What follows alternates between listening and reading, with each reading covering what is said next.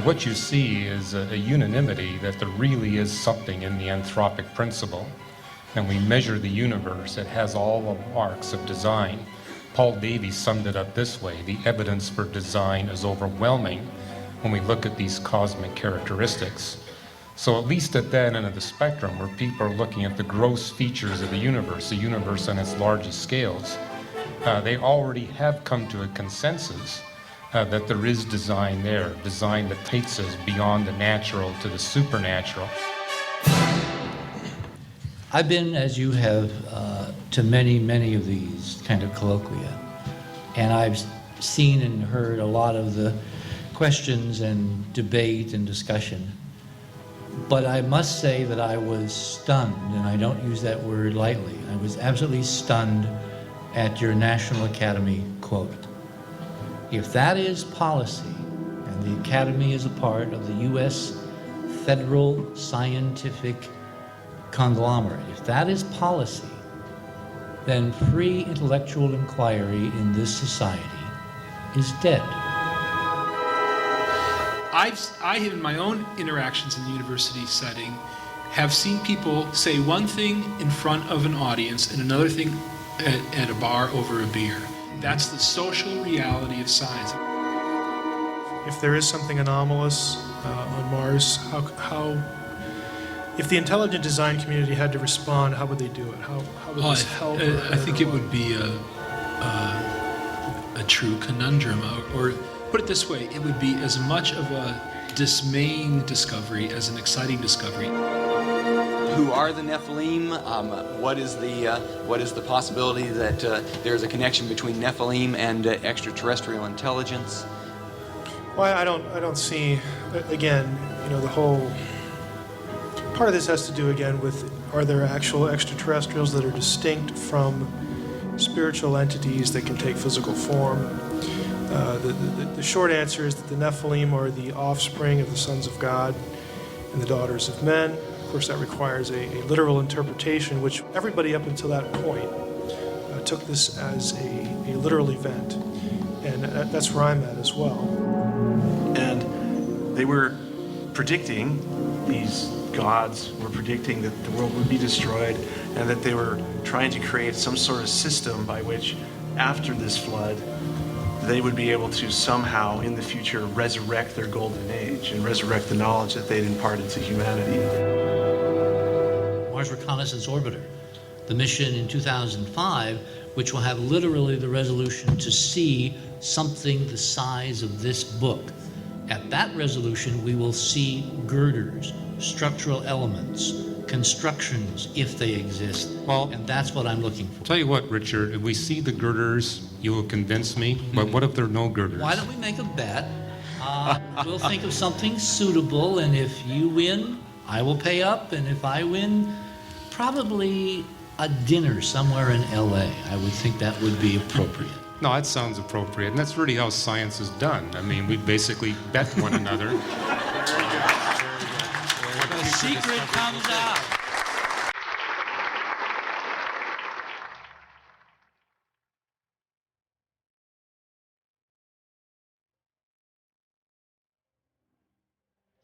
Our next speaker, David Flynn, has quite an interesting background. In the early 90s, a global phenomenon was born known as the World Wide Web.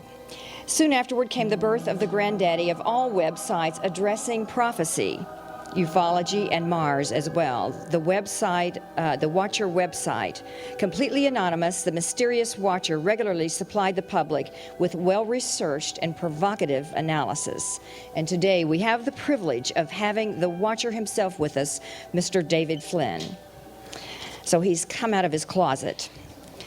David has recently published the findings of his research in a book, Sidonia, The Secret Chronicles of Mars. David's research demonstrates that the ancient world viewed mathematics and astronomy as conveying spiritual relationships. These spiritual relationships were codified and passed from generation to generation in the midst of the secret mystery schools. To us today, Math may seem to be a dead thing, full of boring equations, and myths appear to be just quaint or curious stories, but to the ancients, the numbers in the equations were full of meaning, and the myths provided the key to understanding. David Flynn has developed the expertise in understanding the mathematical meanings in the architecture and astronomy of ancient structures on Earth built by cultures and religions all over the globe that appear to correspond with structures on Mars discovered by Richard Hoagland.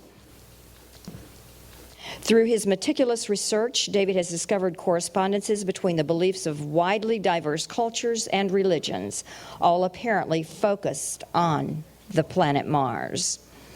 If what David has learned from his study of history proves to be accurate, then we may realize that what we're learning in America today about the importance of Mars is not new.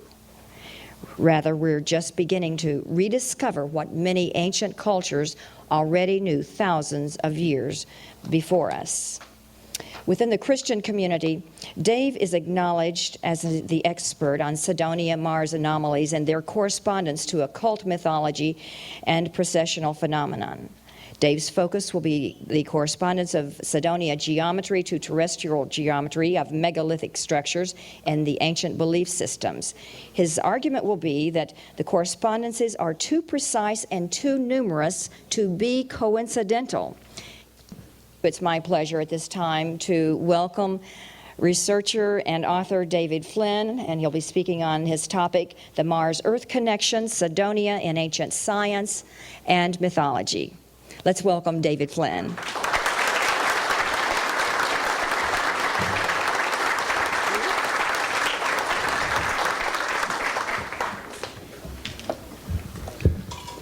Thanks a lot, Cheryl.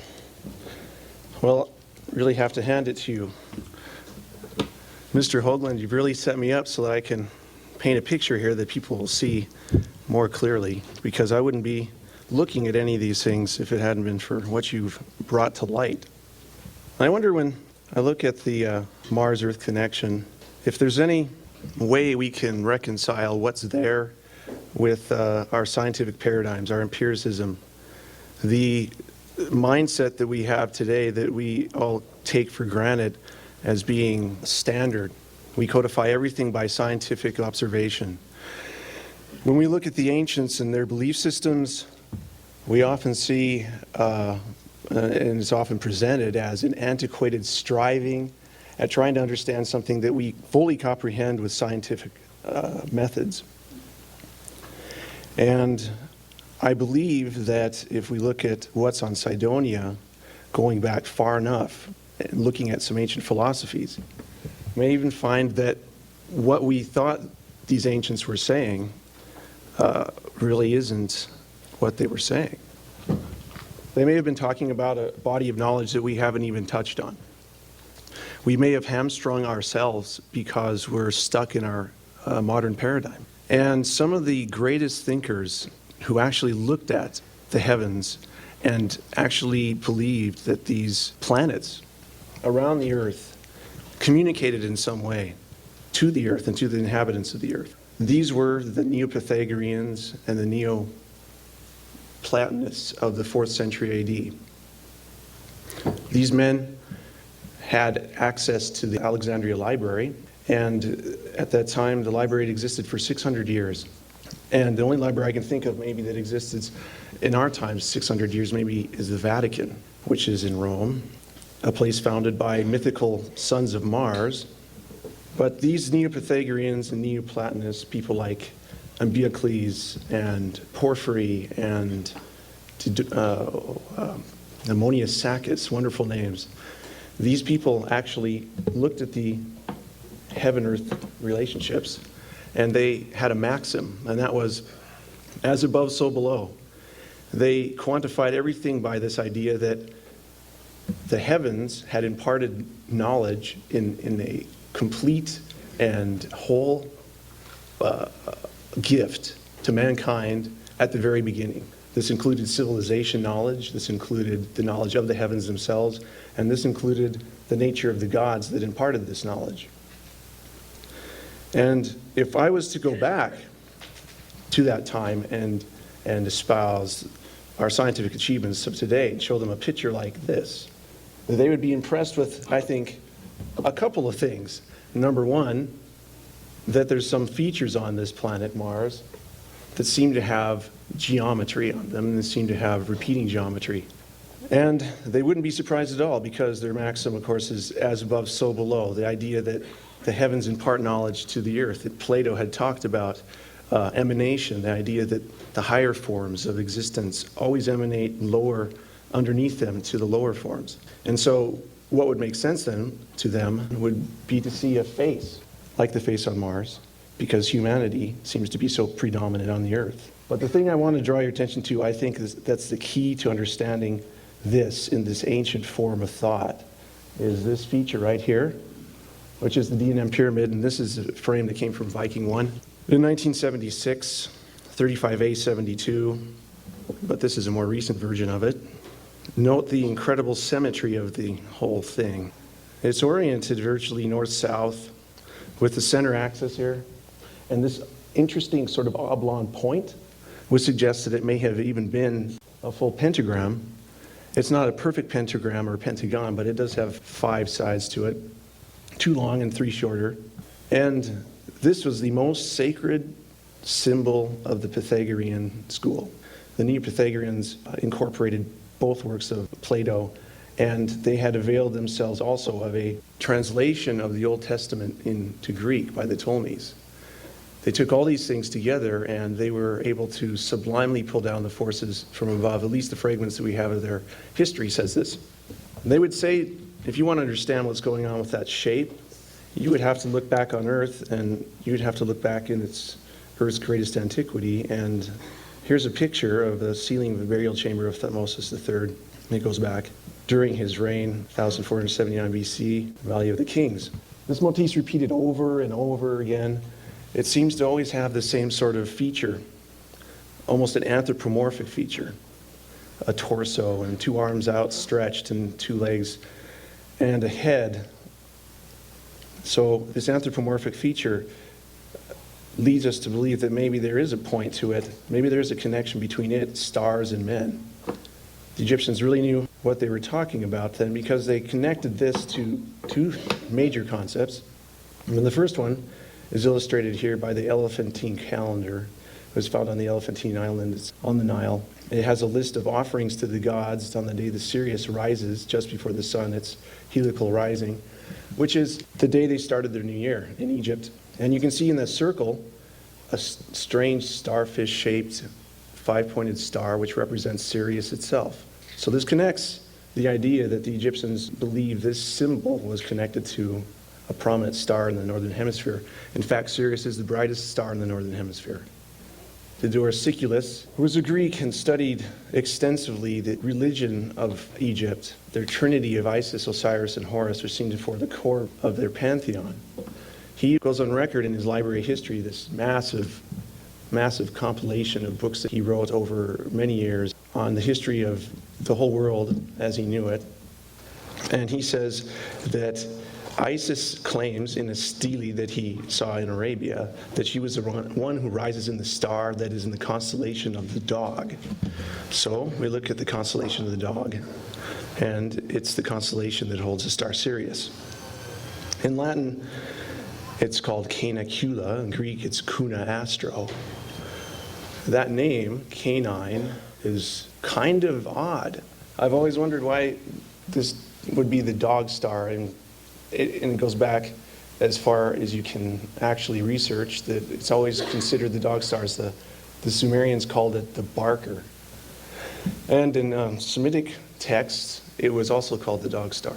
And there's a good reason for it. It's an etymological connection. It's a metaphor. It's something that connects it to who it was who knew about this star, who used this star, and who connected it to this heaven-earth relationship, this heavenly knowledge relationship. Because canine comes from Canaan. The Canaanites were the first merchants. They were the first navigators. You can't be a merchant unless you actually have a ship to travel with. And if you're in the Mediterranean, you have to be able to travel along the coastline to get your goods here and there. According to Strabo, the geographer, who was a contemporary with Theodorus Siculus, about 100 AD. He says that the Canaanites had invented the making of glass, the invention of astronomy, and also the idea that knowledge had come from the heavens intact, from some entity. You can also see this strange dotted line I put here, which connects the myth of Isis and Osiris with Canaan. Byblos is the city that Osiris's body floated to after his evil twin brother Seth killed him and put him in a casket, in a box, and set him afloat in the Nile. And you can see that these contours here, Genesis 10:19, talk about what the boundaries of Canaan were. And in the Samaritan text, it actually talks about how the boundaries of Canaan actually extended to the Euphrates River and to the Nile. So I have two different versions here. But it was massively extensive, and it was connected to Egypt. Ovid talks about how there's a commonality between some of the genealogical records of the Canaanites and also the first Egyptians. But the one most important point about Canaan is this mountain, Mount Hermon. Mount Hermon is the highest point in the Middle East. It's 9,200 feet high. It borders now 3 different countries. But there's an immense history and myth behind this mountain in the Middle East. And that's because the legend has it that the first angels came to the earth, or the first extraterrestrial beings came to the earth from this point. And it was from this point that they propagated themselves and their knowledge into the earth. And this is in the land of Canaan. In the pseudepigraphic book of Enoch, a book that was written before the Common Era, there's an enhancement of the text in Genesis 6 that talks about the flood. And the flood epic is interesting because it diverges from just focusing on men on earth to this idea that there's sons of gods who looked down from heaven and saw daughters of Adam and thought that they were fair and took wives from anyone that they chose. And it says, in addition to that, they actually bore offspring. And the words that they use for that in the Hebrew text is Nephilim, which means the fallen ones. Nephal just means to fall, and the I am ended on the end of it is a masculine plural, so it just means fallen ones. And the strange thing about that is this extra biblical text talks about it in more detail, and it pinpoints Mount Hermon as the actual place that this took place. The angels, the sons of heaven, saw these women and desired them, and there were all 200 of them, and they came down on Mount Ardis, which is the summit of Mount Hermon. And of course, here's a nice picture of the flood by Albrecht Dürer. And many people think that the flood was a worldwide event. Some people think it's localized. However, most theologians agree that there really was a catastrophe sometime. As far as where they place it in history is debated hotly at times. I'll get to that point a little later, but the idea here is that there were some survivors of that flood that were focused on by the supreme deity, by God of the Old Testament, Noah and his family. And he deposited them on Mount Ararat in an ark after the whole thing was said and done. And getting back to this Cain point, there was a strange malfeasance that occurred after the flood, and Noah had parked his ark, and he got drunk on some of his own wine and lay naked in his tent. And Ham, his youngest son, came in and saw him naked. And instead of covering him, he went out and reported this to the rest of his brothers, that his father, this sublime biblical patriarch, was lying naked in his tent. So you don't do that to a biblical patriarch who's an oracle for God himself. So the other 2 brothers went and covered him up. When Noah came around, he was in a real bad mood and said, "Cursed are you, Ham." He actually cursed his younger son, Canaan, because he had already blessed Ham. He had already told Ham, in this earlier sort of paradigm of the biblical patriarchs, once you give a blessing, you've given it. So the only curse that he could hand out was to his son, Canaan. He said, "Cursed are you, Canaan, slave of slaves shall be to your brothers." And the actual name Canaan means subservient or low or lowly, in the same sort of manner you would characterize a dog. And here's where things get really interesting. There's where Mount Ararat is. So if we're going to get to Canaan, we're going to have to travel quite a bit. And right at the edge of the Mediterranean is pretty much where you can move to the west. This is as far as you can go. And the first city, according to Strabo, that was built in antiquity was the city Sidon. Sidon just happens to be the first son of Canaan. So Sidon was a son of Canaan, or he was a son of a dog, if you want to look at it in that metaphorical way.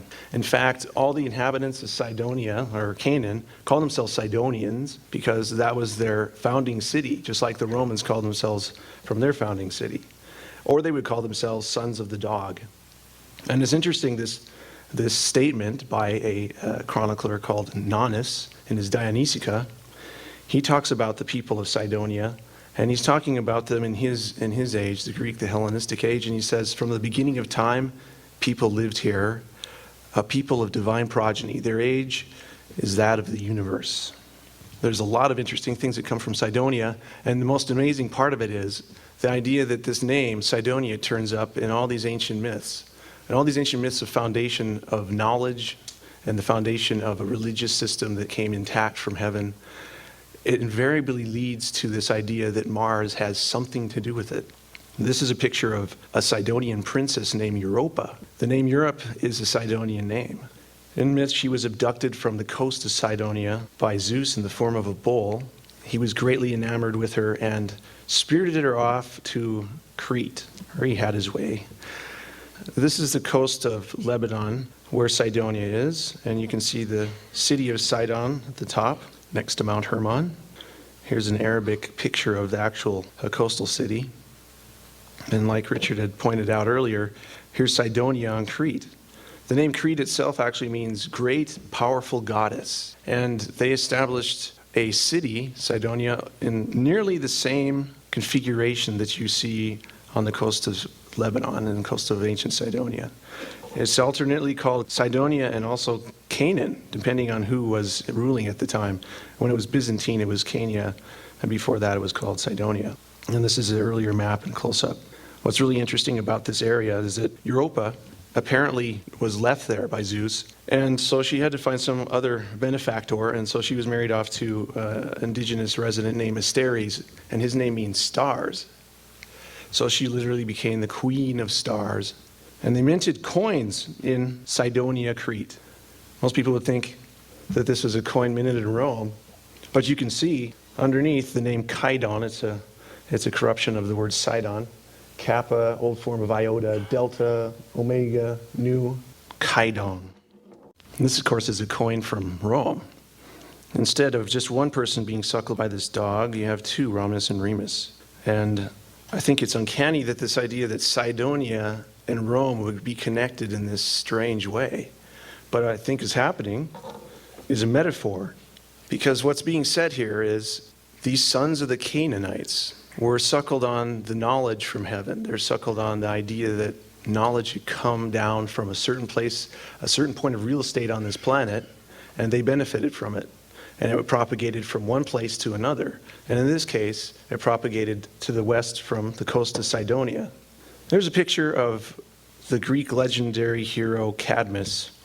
Cadmus was a Sidonian prince. He was sent by his father Agenor, the Sidonian king, to go find his sister after she'd been abducted by Zeus. He was supposed to find Europa, and he searched for many years, but he never did end up ever finding her. And eventually he went and talked to the oracle at Delphi. And the oracle told him that he might as well just give up on his quest, that it was destiny, that his sister was lost forever, and that he should finally fulfill his destiny of founding a city. But in the process of trying to found Thebes, his men were eaten by a dragon that was supposedly the son of Ares, the son of Mars. This dragon ate every one of his men until he himself had to come and dispatch it, which he does here. And he does a strange thing. After he kills this dragon, he pulls its teeth and sows them. And from the ground come these men, these earthborn men, and in Greek that's Sparta. These earthborn men sprung up, and they're very warlike, having been sown from the teeth of a dragon that was a son of Mars, and they all turned on him, so he threw a rock and deflected all their wrath towards each other until there was only a couple left. But they became, in myth, the actual progenitors of Thebes. Cadmus didn't just find Thebes, he also, in myth, did hand the Greek alphabet to them. In fact, it was a literal trade-off of the Phoenician script. But to be politically correct, I can't call it Phoenician anymore because that's what the Greeks called the Sidonians. Phoenician just means red. There would be no self-respecting Phoenician who would call himself a Phoenician. He'd call himself a Sidonian. So the script that you're looking at is Sidonian, and it's just adjusted slightly. And in fact, what we're writing with right now and what we read right now has a Sidonian origin. You can say that if you pick up the telephone or you're hooked on phonics, you're really hooked on Sidonia. In addition, Cadmus didn't just give an alphabet to the Greeks or find a city. He actually gave a knowledge base, a religious paradigm to the Greeks. And the one object in antiquity that defines this idea greatest is the emerald tablets of Thoth or Hermes. This is a tablet that supposedly was a legend for many hundreds of years, but actually exists enough that we can find facsimiles that were copied by Albert Magnus and Isaac Newton. And according to Albert Magnus, this was an ancient text written in Phoenician or Sidonian, and it was found by Alexander the Great. It's one page of 14 utterances that no alchemist should be without, that no hermeticist or occultist should be without. And what's interesting about it is, in an obscure way, it sort of emulates the Lord's Prayer, this idea that heaven will come to earth. This is the translation by Isaac Newton himself. And the first part of it, this is the truth, the whole truth, and nothing but the truth. It's kind of an interesting statement because I hear that it's used quite often in court. And it'll show you maybe the origins of some of our systems that we have in place that we never have really looked at critically. The second part, as below, so above, as above, so below, is the salient, quintessential maxim of the occultists, the illuminated, those who believe that knowledge was given to the earth intact. This idea that knowledge was never invented by men, gnosis was given to men by the gods. Amazingly, that concept isn't against the biblical paradigm. The ancient Hebrews recorded that there was an intervention by alien beings at a certain point in their history. And in fact, they say that the fall of mankind was directly due to the influence of an alien being who was in the Garden of Eden, metaphorically in the shape of a snake. Albert Magnus tries to tackle the first utterance of the Emerald Tablets of Thoth, and he talks about it as something that can be literally understood. He says, the power of all things below originate in the stars and constellations of the heavens. And all these powers are poured down into all things below by the first circle of the constellation. So the constellations surround our Earth in a sphere. So if we're talking about a circle, he's talking about the ecliptic. And if he's talking about the ecliptic, where we sight our sun as it seems to go around our Earth, he's talking about the zodiac. And this is right along with where the occult would look. And this is exactly what theurgistically, what the early Neoplatonists and Neo-Pythagoreans would be looking at. As above, so below, there's a literal way to do this. And he says, somehow, the zodiac is mirrored on the earth. The Greeks can get into a little bit more detail on how this might be accomplished. They had a myth that Atlas, one of the Titans, had been holding the pillars of heaven and earth at a certain place on the earth, so that it was connected there.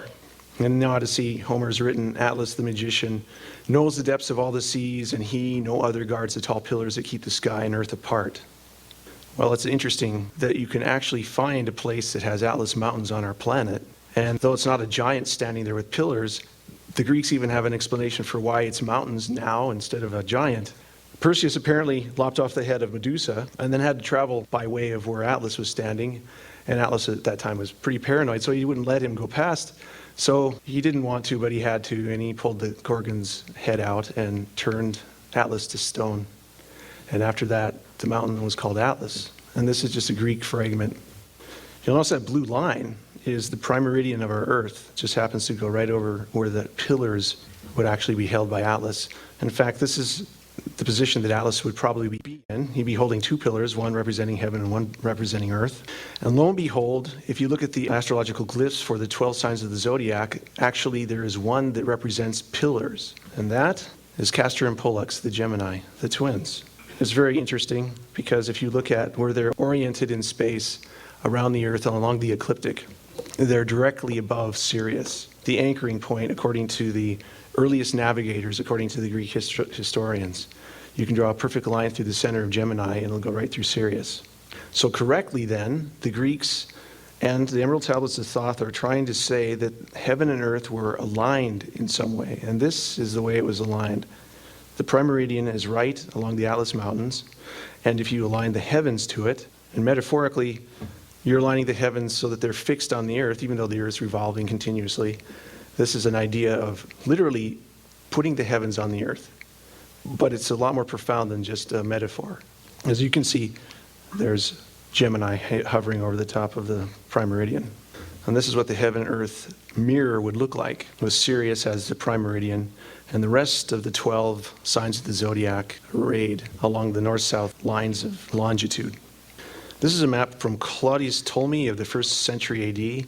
His map was used considerably up to 1,500 years after it was made. This is from a text that he drew after his work, the Almagest. And notice that this is the northern hemisphere, and he's actually drawn a prime meridian through the northern hemisphere, right through the head of the dog, right through Sirius. It's interesting, too, that he makes the prime meridian continue between the signs of Cancer and Gemini. Here's a close-up of it. He's 15 degrees off from the center of Gemini, which would be actually a correct placement if you're looking at how to put a meridian between two pillars. He also made a world map, and this world map was 15 degrees where the prime meridian is, 15 degrees from where the prime meridian was put in 1884 by the Prime Meridian Conference. Alan Chester Arthur of America actually held this thing. And they adjusted where this went. So they were using the same paradigm, the same idea. They had benefit of the same sources. This is a linear view of how heaven and earth are aligned. Interestingly, if you go to Cydonia on Mars, and you look carefully at the meridian system there, you'll notice a strange commonality. The prime meridian goes exactly through Cydonia. This star, which actually represents the heavenly connection between our earth and heaven, is located in Cydonia, Mars, along the prime meridian there. And all this business about feminine deities of knowledge and dogs and twins, if you combine them all together, you get the founding myth of Mars, Romulus and Remus. And if you actually look at the location of where Rome is, you'll actually see that it's the footstool of Romulus and Remus. Here, Gemini is on the prime meridian. Here's Sirius. They extend 15 degrees either side of the prime meridian, and Rome's right there. And of course, there's twins in the Roman epic, the foundation myth. Here's a little placard from the prime meridian center of the Earth, the Royal Astronomy at Greenwich. It talks about it as being center of time and space, which it literally is. And here's where the prime meridian is located in England. Here's a Flamsteed Ball in Greenwich, England. Every 1 o'clock in the afternoon, this orange ball will climb to the top of the tower and then with a cannon shot fall exactly at 1, which is 1300 hours Greenwich Mean Time. This makes sense too because you wouldn't really want to set your watch on the Thames in pitch dark at 1 o'clock in the morning. So 1 o'clock in the afternoon is the best time to do it. But it's commemorating the star Sirius. The number 13 is a very important number in history and in the occult doctrine. And this is an allusion to the idea, the word Greenwich. It's actually pronounced Greenwich, but it's more like Greenwich, and there's other people who can make that connection. And that's a great part of the myth and the occult doctrine, the illuminated doctrine, the way they understand words as actually having an effect on human mind. What is a green witch? Britain herself is an agrarian goddess of knowledge and light. So she's a green witch in certain respects. So is Ceres, and she's the goddess where we get the word cereal and cereology. And I have it on good authority from Colin Andrews that 90% of all the crop circles that occur in the world whether they're a bona fide alien phenomenon or not, occur in England. And 90% of them occur in one province called Wiltshire, which happens to be home of the biggest megalithic sites of Europe, the Silbury Hill and the Avebury Circle and Stonehenge. Here's Demeter, another agrarian goddess. Note the attitude of her arms. She has snakes and sheaves of grain. We go back in time and we see a Minoan priestess in the same attitude with wide open eyes and an owl on her head. And this refers back to this idea of seeing things that other people can't see, having eyes like an owl that can see in the dark. And there's a snake even associated with Athena. And she stands there as a warrior goddess that sprung from Zeus's head. And then Europa. The name Europa, the Sidonian princess, actually means to have open eyes. It also has a close etymology with opus, the word for snake.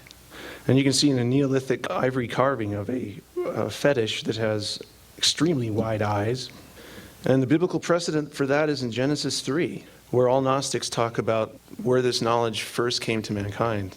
The serpent said to the woman, "You surely will not die, for God knows that in that day you eat from it, your eyes will be open, and you will be like God, knowing good and evil." And you see what she has in her hand. It's not quite an apple. We're getting back to the heaven-earth alignment. If we look at the place on earth where Sidonia exists, Taurus the bull is most dominant. And right above Sidonia are the Taurus Mountains in Turkey.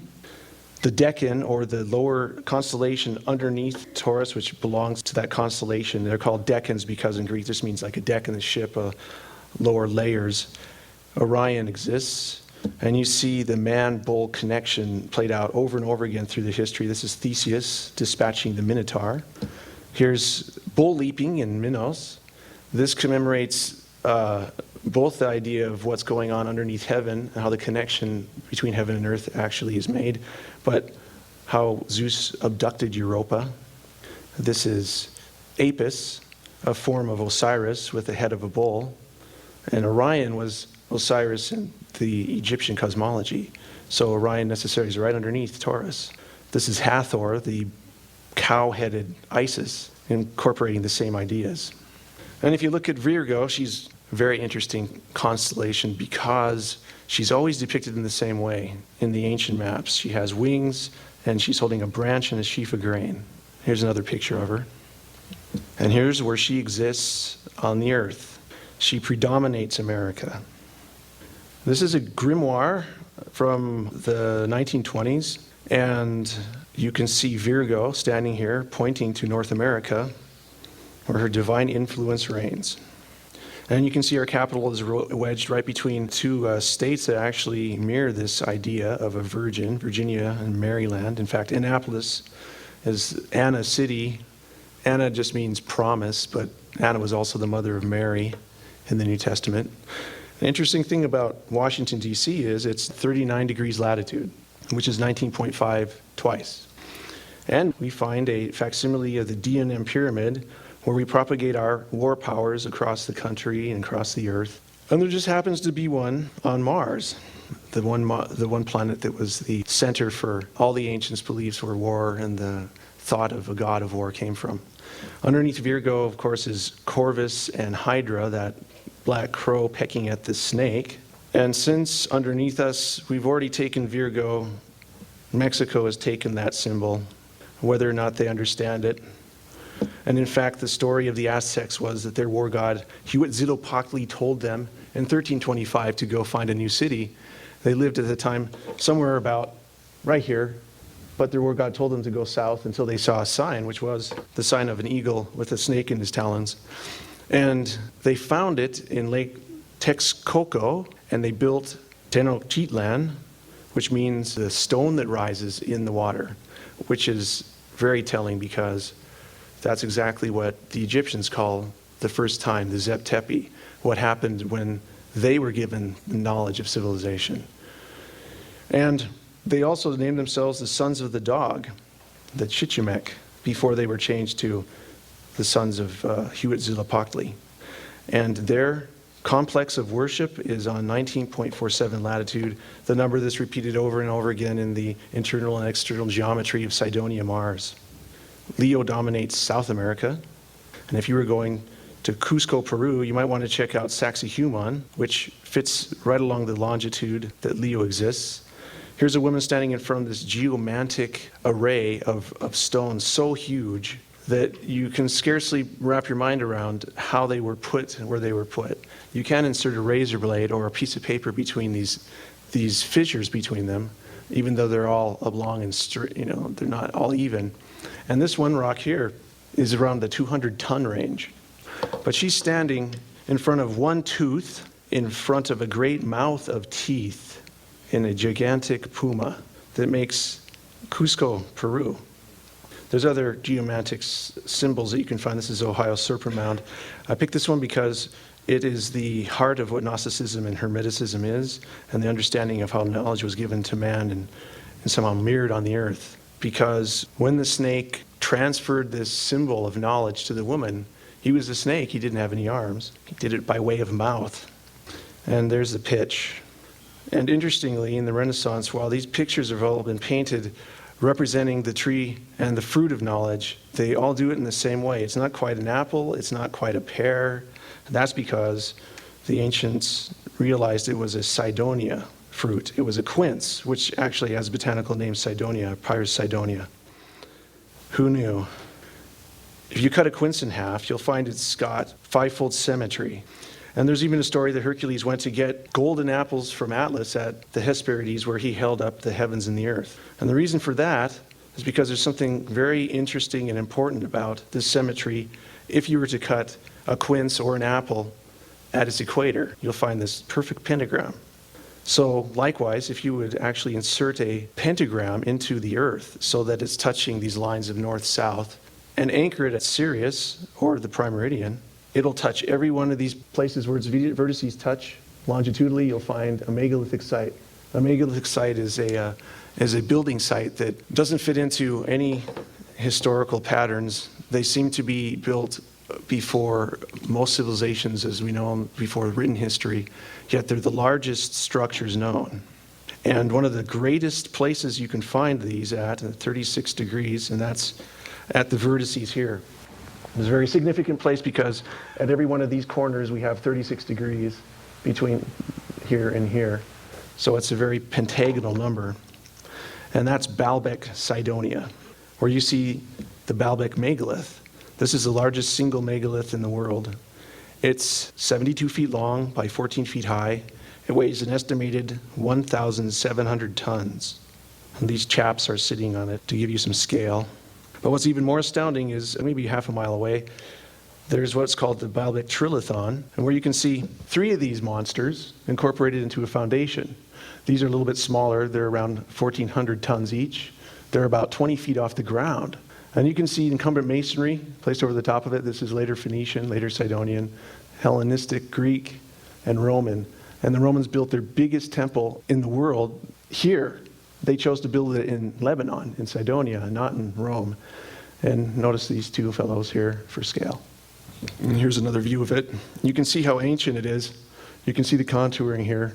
It looks like it's gone through hell. And there's all these attempts to try to build over the top of it.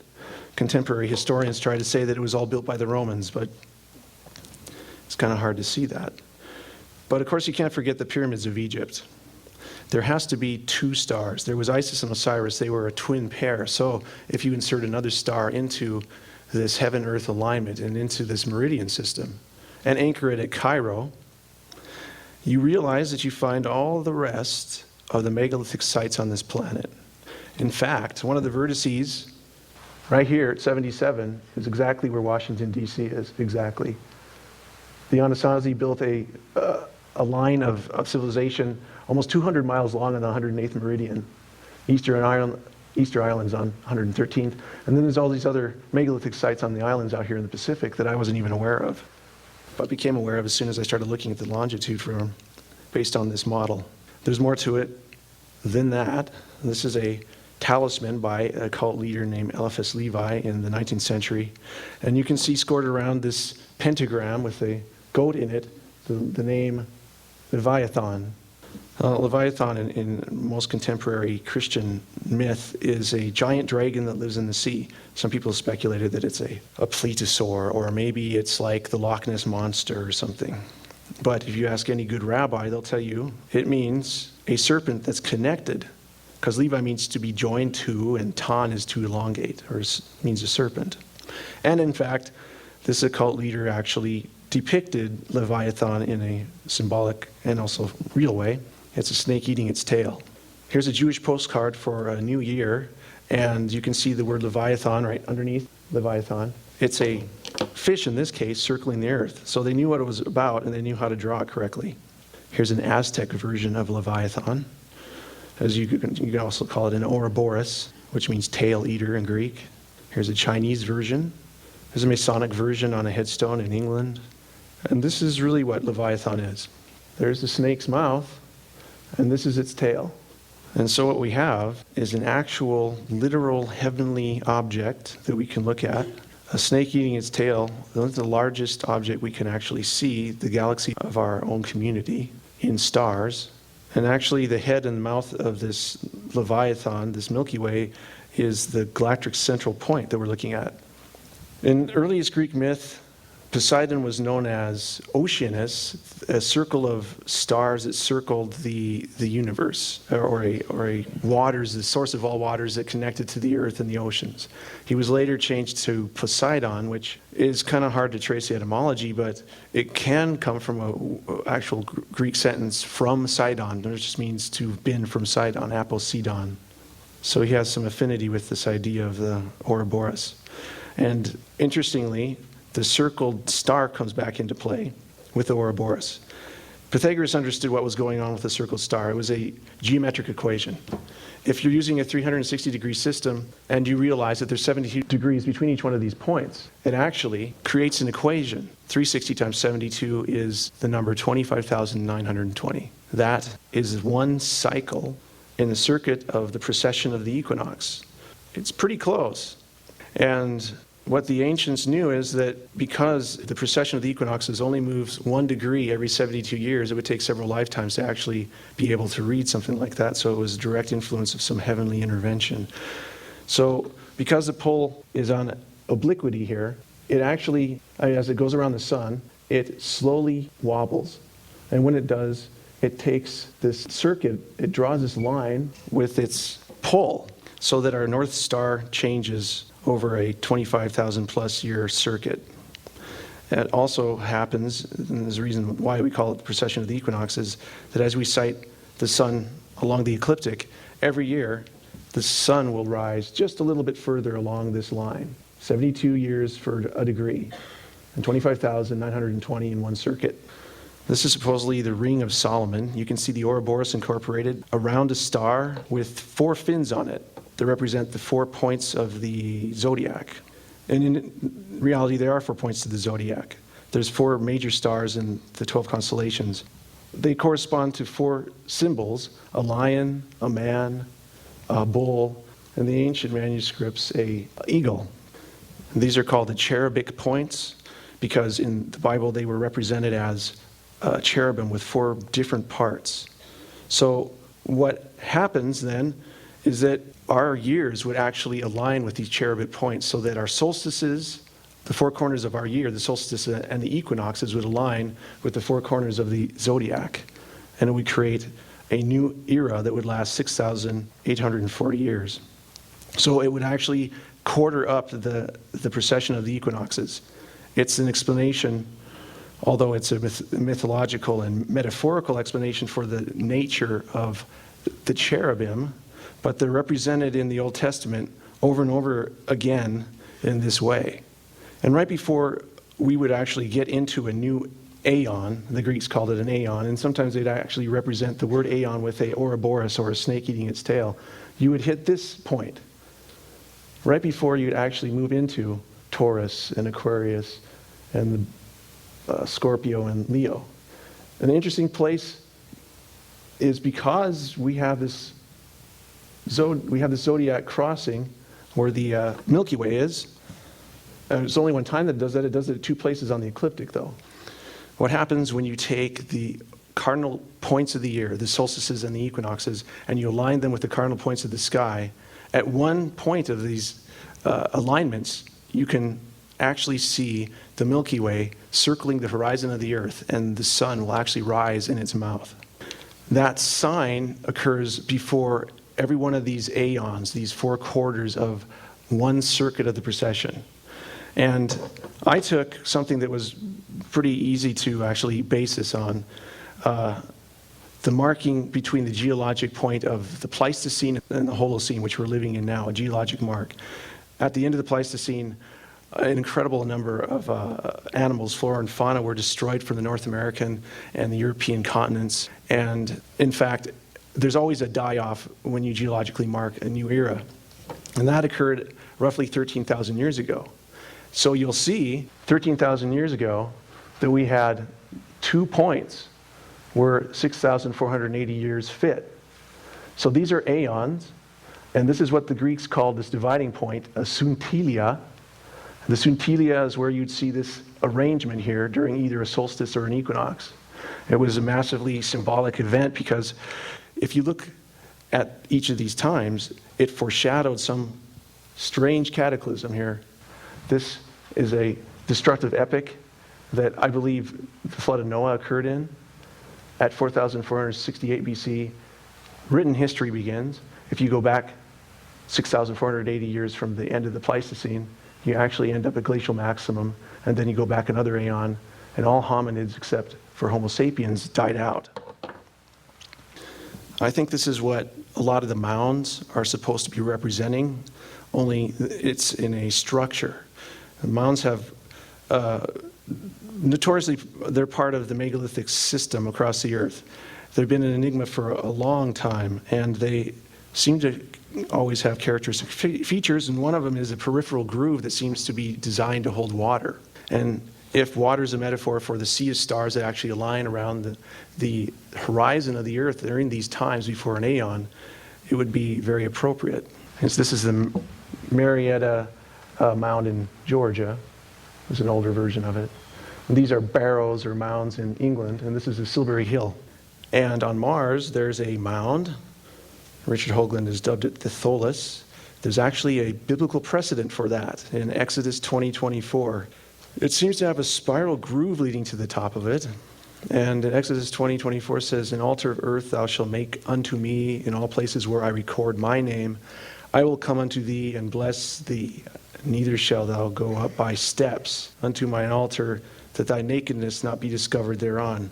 And there's that idea of nakedness again, the thing that got Ham into trouble when he saw Noah, by extension Canaan. Interestingly enough, at the 2 places where the ecliptic cross the Milky Way, you have the zodiac figures also connecting. And at this most sacred place, you have Sagittarius. In fact, this is an Armenian zodiac where Sagittarius and the Ouroboros have actually been incorporated, where it's actually alluding to the idea that he points out where the mouth of the Ouroboros exists. Here's St. George killing the dragon. This is Horus, 2 different versions of Horus killing Seth. And you'll notice that the point of the spear is going in the head each time. And then on the right, this is Cadmus, the Sidonian prince, killing the Martian dragon. And this is Sagittarius, pointing out exactly where this mouth connects with the tail, right along the ecliptic. It's the most sacred place in the heavens according to the ancients.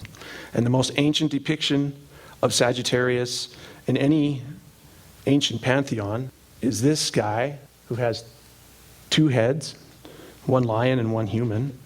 In fact, there's an incredibly uncanny look here in profile to a face on Mars. And this is actually the god of Mars in Sumeria. This is Nergal. So you can see these repeating Martian motifs here. You can see Nergal himself, the god of Mars in Sumeria, aiming his arrow across at the heart of the scorpion, which is Antares, like compared to Mars. And then Poseidon, or Ouroboros. It's as if the cosmogony and the whole religious system that was incorporated in the heaven-earth bestowing of knowledge and the idea of building civilizations was pointing back to Mars continuously.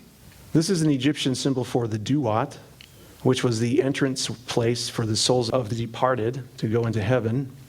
there was a guarded secret by the priests, that this idea that there was an entranceway into the sea of stars that actually led souls from heaven and back to the earth, and then in kind of a continuous cycle. And the Greeks took this idea and ran with it. They had an idea that there was Hades and that you would have to cross a river to get there, and Chiron would ferry you. And you would have to pay him what was called obolos. And obolos was a form of money. But the earliest form of money the Greeks had were actually spearheads and arrowheads. This is an obolos. So they were supposed to be giving Chiron obolos so that they could cross this river. And it's exactly where Sagittarius points his arrow at the mouth of the Ouroboros that you can find entrance at it, because that's where the ecliptic crosses, and that's where the entrance of the connection is. There's a picture by Bosch of Chiron ferrying an unfortunate soul across the river Styx. This is a pathetic picture of the face from 1998. I remember being excited that day and coming to my computer and thinking, finally, we're going to see what's really there, and getting a strip of mud and having no idea what to do with it. And Dan Rather that night was laughing, it's, obviously these people are kooks, so who can even look at this and have any sort of interest at all at it? If they'd if the mainstream media had waited till the year 2001, they would have seen this picture. This is from the Global Surveyor. And you can see unparalleled symmetry, like Richard Hogan was talking about. It has dual features, though, which he's also brought into light. Humanoid and lion. And this is my attempt to resolve both those features. This is an Olmec head from La Venta. They have a notorious head dress on and kind of square features. You'll notice the eye aperture is about the same size, same thing with the mouth. Not even the nose, but the lion side is what's really incredible. You have the eye, you have an ear, you even have a cheekbone, a nose, and that hair lip that the cats have. And here's a biblical precedent. In Ezekiel 41, where the prophet is actually seeing a picture of a future temple that hasn't been built yet, he describes the interior of this thing. It had been carved with cherubim, panels of wood with cherubim carved into them. And it said there were cherubs with two faces, and they had the face of a man toward one side and the face of a young lion toward the other side. And it was made throughout the whole temple. This is another statue from La Venta. And try as I might, I couldn't get another picture of this face straight on, but you can use your imagination. This is the lion face, and this is a human face. And his attitude towards heaven very strongly implies that he has some connection with it. This is a picture of the tabernacle in the wilderness of the Israelites after they left Egypt. Now, it's an interesting thing because when Israel named blessed his sons, he named images that they were to use for their symbols as they went out into the desert, and they would actually carry flags that represented their tribe with them. And they were arranged around their tabernacle according to their signs. And their signs actually fit, if you look into it, the zodiac signs. And the arrangement east to west of the tabernacle was that the entrance was always to the east, and the Holy of Holies was always to the west. And that's the same way with the actual temple in Jerusalem when it was finally built. But the most interesting part of this whole connection is it's a mirror with this face. Because if you look at the whole cycle of the zodiac, you'll notice that there's only one pure human, which is Aquarius, on the west, and one pure lion, which is Leo, on the east, which is exactly the orientation of the face and bilateral symmetry on Cydonia, Mars. And you'll notice on Jerusalem also, Golgotha, where the crucifixion happened, was on the west, and where the Messiah is supposed to come. And the second advent on the Mount of Olives is on the east, as the conquering lion of Judah. An interesting thing about the Temple of Jerusalem was that Solomon conscripted the help of Hiram of Tyre. And Tyre was a major city in Cydonia at the time, and I'm sure that Tyre would have called himself a Sidonian king. He was responsible for actually making most of the temple and forming most of the temple and bringing the artisans to form the temple. And you can see inside this representation of what the Temple of Solomon looked like, cherubim, which if they're correct, they have human head, 4 parts of a lion, eagle wings and a bull hind end. But it's kind of hard to tell. And here's the Holy of Holies with the Ark of the Covenant with cherubim. Cherubim were a really big deal. It demonstrates they understood the heaven chronometer. They understood how heaven worked. They knew that God was in charge of this, and they believed that every 6,480 years there would be some changeover. And it wouldn't be just a paradigm change. It would be a physical thing that would happen to mankind. And it wasn't pretty. And this is actually from the sarcophagus of Hiram from Tyre himself. He's actually entombed in this thing, and he's sitting on a cherubim. And using this theurgic idea of heaven is mirrored to the earth again, you can actually look at the most descriptive phrases in the Old Testament when it describes this actual entity, the greatest angel that existed. Most people think that when they talk about Lucifer, they're talking about maybe Satan as an illuminator. And the Gnostics believe that Satan, as Lucifer, was actually the God who was taking care of Adam and Eve to the point where he was teaching them their own divinity. That's the Gnostic version of Genesis 3. Christianity looks at that situation and realizes that man had everything before that interaction with this deity. There seems to be a conflict that's been going on from the very beginning of history and is played out over and over again in recapitulation over and over again with the same symbol. And they always seem to point back to Mars. And uncannily, they point to Cydonia, even in ancient history. And this passage in Ezekiel 28 talks about the king of Tyre, but then strangely leads you to looking at Lucifer. As Son of Man, take up a lamentation over the king of Tyre. Tell him, thus says the Lord God, you seal this sum, full of wisdom and beauty, perfect in beauty. You were in Eden, the garden of God. Well, in that scene, there's only Adam and Eve, and of course, the snake.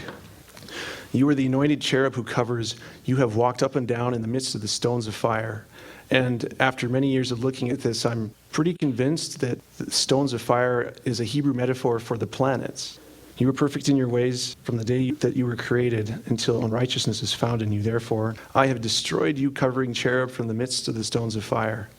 You have profaned your sanctuaries. These actually do fit the definition of sanctuaries. Sometimes we ascribe too much human ideas to the buildings or civilization ruins here, thinking that if whatever built them, they must have lived in them or needed them for shelter, but they're more a purveyor of message than anything else. I don't know if we can ascribe so much humanity to them or so many human ideals to them, because although there seems to be an incredible connection between what we see on Cydonia and what we see in ancient history and building, I think that it's more an idea of conveying higher concepts that are ethereal and very difficult to grasp in just architecture. And after this entity profaned his sanctuaries, God brought from the midst of him a fire and destroyed what was on whatever planets he was on. What's interesting, after Ezekiel 28, you have the very next passage which talks about Sidon. The next prophecy is, Son of man, set your face towards Sidon and prophesy against it and say, thus says the Lord God, behold, I am against you, Sidon. I will be glorified in the midst of you, and they shall know that I am the Lord. And when I shall have executed judgments in her, and shall be sanctified in her. It's almost a paradox. This is this duality, this idea that he'll destroy Sidon at the same time be sanctified and glorified in this area. If you look at the history of Sidon on earth, it really kind of went out with a fizzle. There really wasn't much to it. It was destroyed over and over again by invading armies, but you still can go to Sidon in Lebanon. There's still a city there. What I think is being alluded to here, and this is what I think the Neoplatonists and theurgists of ancient times would actually say, is metaphorically, we're looking at a paradigm of worlds. We're looking at a paradigm of entities that actually have imparted knowledge from the very beginning and continue in some way of bringing knowledge to men who are open to it, and sometimes even without their understanding. Well, once you've seen all this, you can't unsee it. So I think that the next time you watch Dan Rather talking about what's not on Mars, you'll be able to make a much more informed decision about it. Thank you very much.